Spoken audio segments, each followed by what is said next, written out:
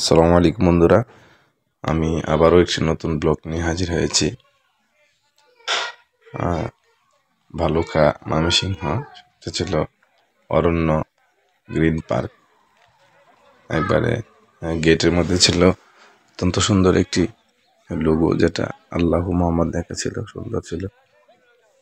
এবং এর পরিবেশটা অত্যন্ত সুন্দর ছিল। চারপাশটা আমি যেটা দেখাচ্ছি এখন, এটা হচ্ছে গেটের বাইরের অংশ।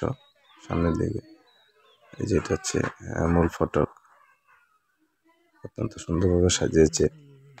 ভিতরের অংশ ছিল বিভিন্ন ধরনের সবুজে ঘেরা, মানে খুব সুন্দর।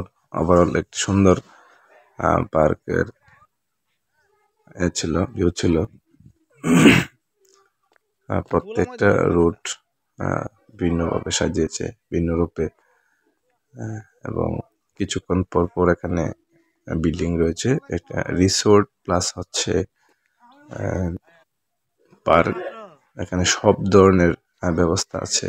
রিসোর্ট, তারপরে লেক আছে, বিভিন্ন ধরনের সুন্দর সুন্দর লেক। লেকের মধ্যে আবার রাইডস আছে, অনেক রাইডস আছে। বোটগুলা নিয়ে ঘোরাফেরা করা যায়। তারপরে ওই পাশে অনেক সুন্দর সুন্দর দেখার মতো কিডস জোন আছে, আপনি সব পাবেন। এই যে এখানে সুইমিং পুল আছে, সব দেখার মতো অসাধারণ। আপনারা পারলে একবার ঘুরে আসবেন। গ্রিন অরণ্য পার্ক, ময়মনসিংহ, ভালুকা। বিভিন্ন সাইডে সুইমিং পুল আছে। আপনি যে সাইডে যাবেন ওই সাইডে সুইমিং পুল, ওয়াল সাইড লেক, তারপর রিসোর্ট। আপনারা যারা হানিমুনে যান এখানে যেতে পারেন, অত্যন্ত সুন্দর একটি লেক। ওই সাইডে দেখতে পাচ্ছেন, ওটা হচ্ছে কাইটস জোন, এখানে বাচ্চাদের জন্য খেলা সামগ্রী রয়েছে। অত্যন্ত সুন্দর একটা পরিবেশ।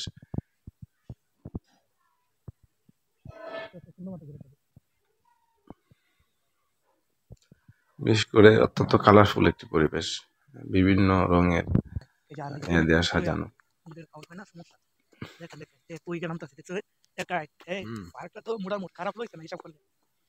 তারপরে আরেক রুটে গেলাম, ওই রুটে অনেক বিশাল বড় একটা পার্ক, বিশাল বড়, গ্রাম সাইডে পড়ছে, অনেক বড়। বিভিন্ন সাইডে বিভিন্ন ধরনের ব্যবস্থা রয়েছে। এই যে সামনে দেখতে পাচ্ছেন একটি আল্লাহ গাছ দ্বারা আল্লাহ তৈরি করেছে, এটা একটি সুন্দর দেখার মতো।